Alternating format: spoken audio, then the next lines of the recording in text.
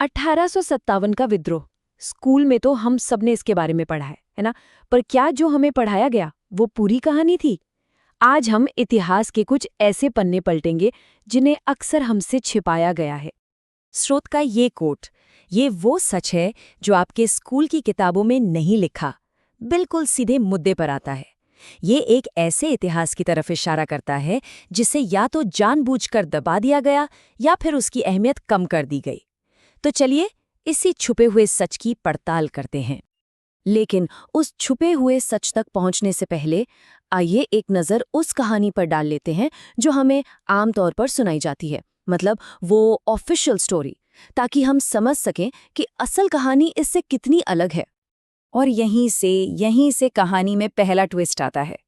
क्या ये सिर्फ एक सिपाही विद्रोह था, जैसा कि अंग्रेजों ने दुनिया को बताया, या फिर ये भारत की आज़ादी की पहली लड़ाई थी?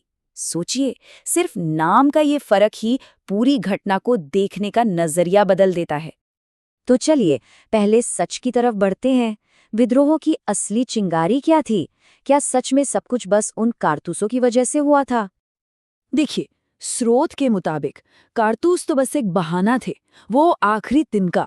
असली वजह तो थी वो सालों का गुस्सा जो ब्रिटिश हुकूमत की क्रूरता, उनके दिए गए अपमान और अत्याचार के खिलाफ अंदर ही अंदर सुलग रहा था। ये वो चिंगारी थी जिसने पूरे बारूद के ढेर में आग लगा दी।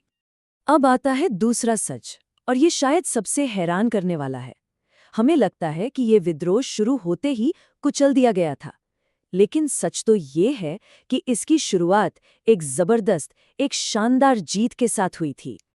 जरा इस जीत की रफ्तार देखिए। विद्रोह शुरू होने के सिर्फ 20 दिनों के अंदर दिल्ली, कानपुर, झांसी और अवध, 4 बड़े और कितने जरूरी इलाके भारतीय सैनिकों के कब्जे में थे। मतलब साफ है, शुरुआत में अंग्रेज हार रहे थे और बुरी तरह हार रहे थे। और ये जीत हमें ले जाती है तीसरे सच की ओर, उन हीरोज की कहानी की ओर जिन्हें इतिहास की किताबों ने लगभग भुला ही दिया है। ये लड़ाई सिर्फ कुछ गिने चुने नामों की नहीं थी जिन्हें हम सब जानते हैं। इनमें से एक नाम है खान बहादुर खान, जिन्होंने रुहेलखंड में क्रांति की मशाल जलाई थी। फिर है अहमदुल्ला शाह, जिन्हें लोग डंका शाह भी कहते थे, और वो अवध में विद्रोह का एक बहुत बड़ा चेहरा थे।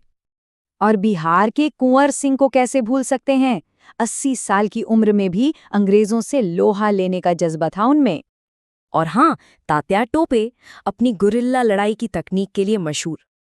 तो बात यह है कि ये सभी लीडर्स शुरुआती कामयाबी के लिए बेहद जरूरी थे, लेकिन आज इनकी कहानियां इतिहास की किताबों में या तो एक लाइन में सिमट कर रह गई हैं या फिर पूरी तरह से गायब ही कर दी गई हैं।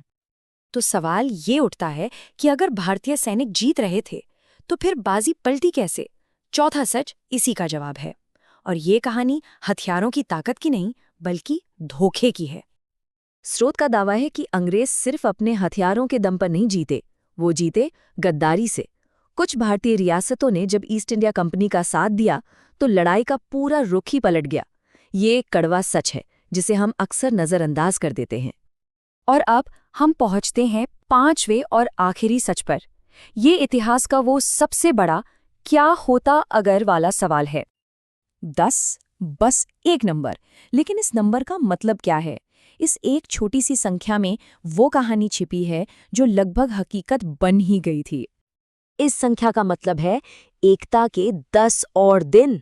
सोचिए, स्रोत का सुझाव है कि अगर वो एकता, वो एकजुटता जो भारतीय सेनाओं में थी, वो सिर्फ 10 दिन और टिक जाती, तो भारत 1947 में नहीं बल्कि 1857 में ही आज़ाद हो सकता था। ये एक बहुत बहुत बड़ी बात है। ये 1857 को एक नाकाम विद्रोह नहीं बल्कि आज़ादी की एक ऐसी जंग की तरह दिखाता है जो बस जीतने ही वाली थी। और ये हमें इस आखिरी सवाल पर छोड़ जाता है, क्या 1857 में इतिहास को फिर से लिखा जा सकता था? ये एक ऐसा सवाल है जो हमें इतिहास को बिल्कुल एक नए नज़रिए से देखने पर मजबूर कर देता है।